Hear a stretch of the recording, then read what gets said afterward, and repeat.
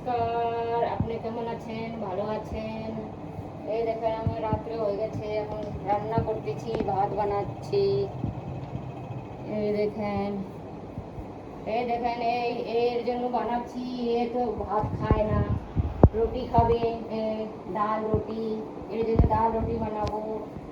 এই দেখেন লুচি, লুচি তারপরে লুচি, ব্রাউনি, কুত্তা দুইটা, এদের জন্য রান্না করব। এই জন্য খাবে। এই দেখো আমাদের স্টোর রুম, এখানে কাপড় রাইখে দিই, কিছু ফালতু চিজে রাইখে দিই। এই রুম, এটা রুম, ফালতু রুম।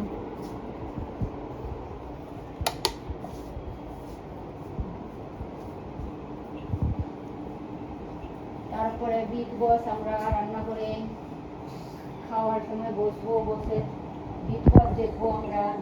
শুরু হবে 9টায়।